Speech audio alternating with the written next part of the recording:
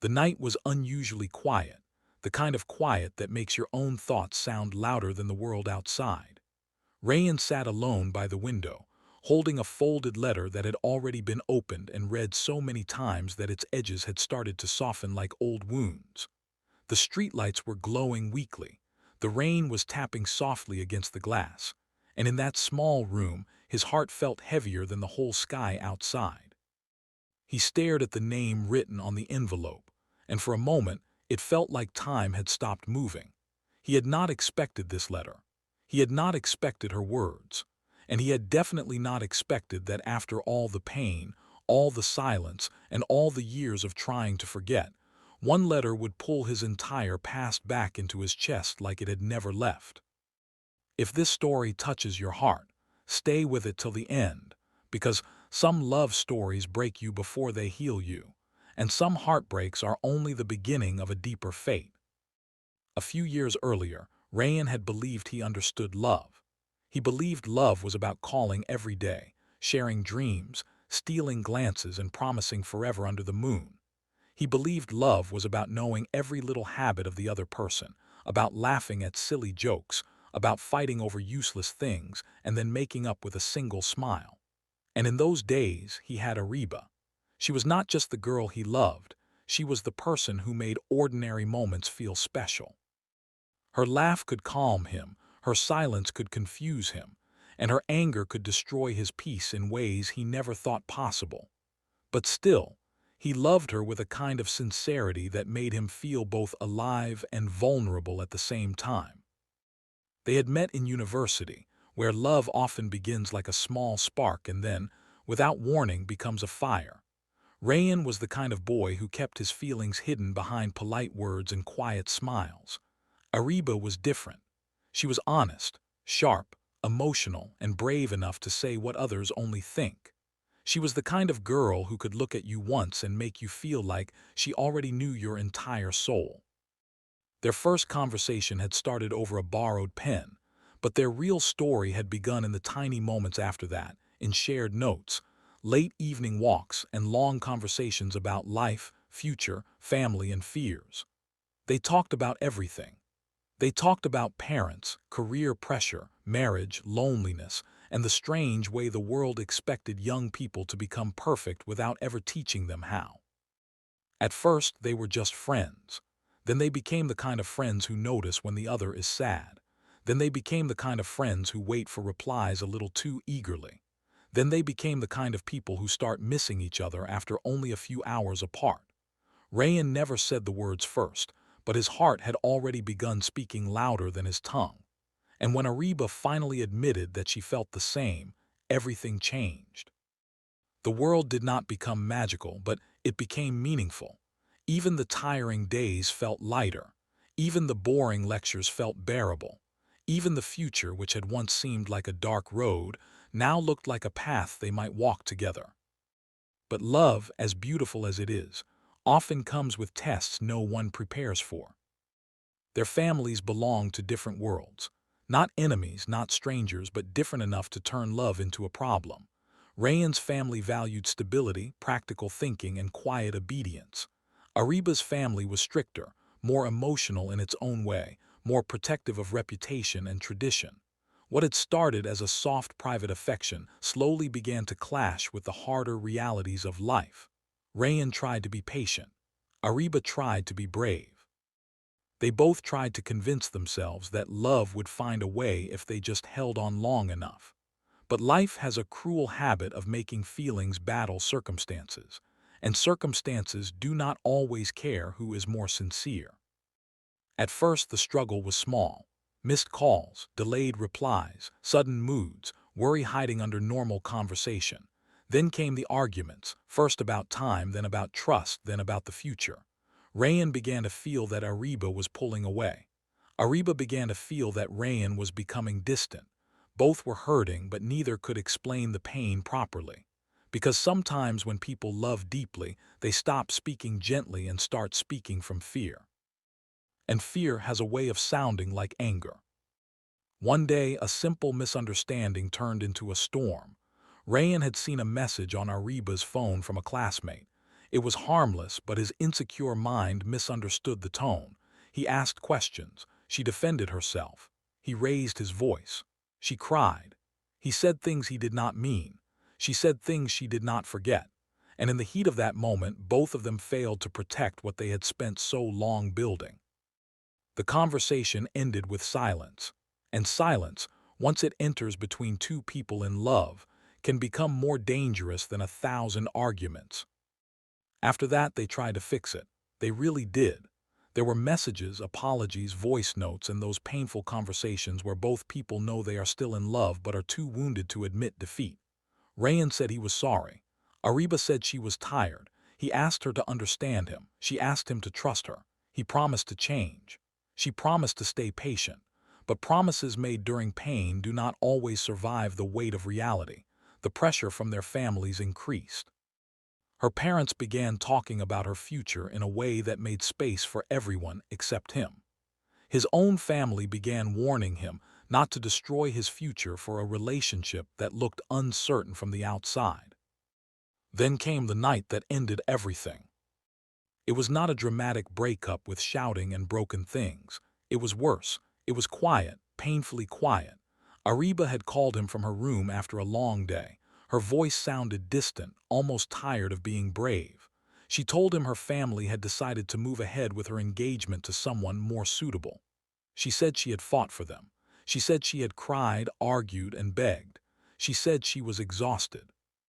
Rayan listened in silence, feeling each sentence land like a stone inside his chest. He told her they should keep fighting. She said she no longer had the strength. He told her love could survive anything. She said love was not enough when life kept pulling them apart.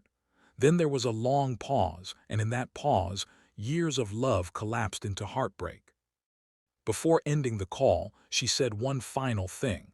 I am not leaving because I stopped loving you. I am leaving because I do not know how to keep loving you and keep breaking like this. That sentence stayed with him longer than the relationship itself. After the breakup, Rayan became a stranger to everyone, including himself. He stopped smiling the way he used to. He stopped checking his phone with hope. He stopped enjoying the songs they once shared.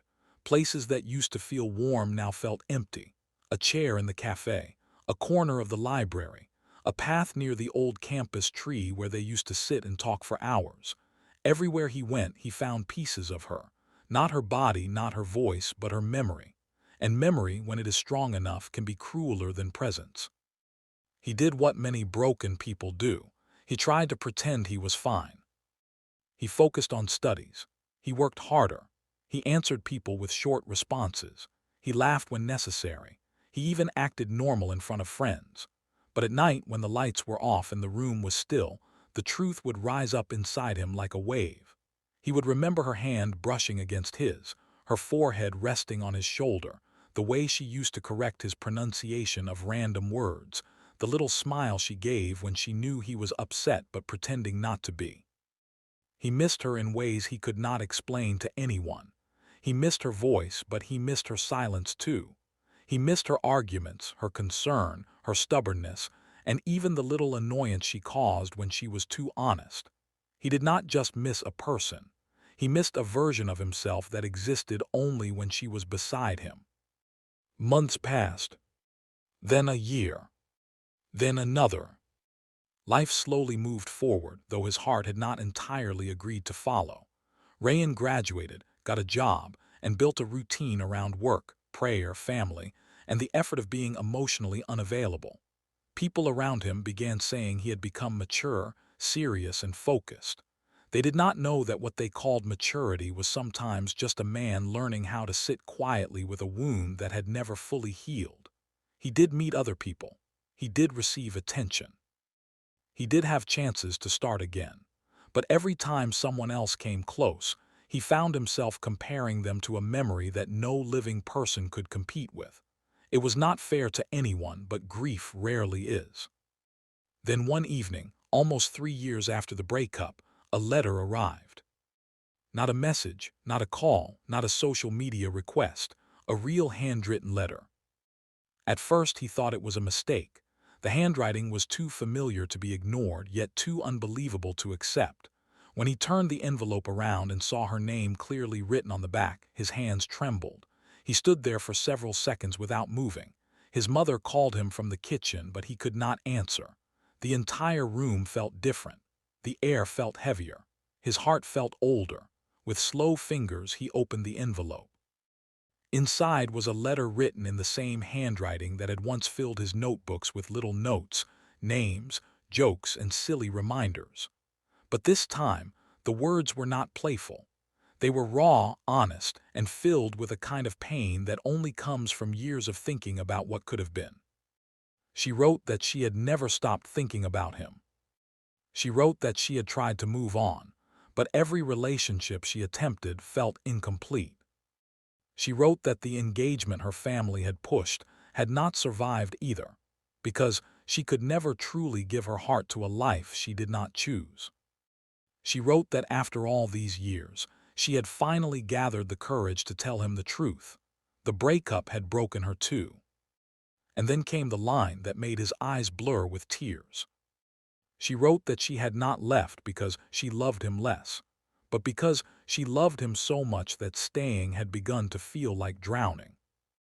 Rayan sat down slowly, gripping the letter with both hands. The room around him seemed far away. He could hear his own heartbeat. He could hear the rain outside. He could hear the past breaking open. For a long time he just stared at the page. Then he read it again, and again, and again. The letter was not just an apology. It was not just a confession. It was a map of everything they had lost, everything they had survived separately, and everything that had remained unfinished between them. Areeba wrote about how she had changed, how she had started working, how she had learned to stand on her own feet, how she had become less afraid of family pressure and more afraid of regret. She wrote that losing him had taught her that love without courage becomes a memory.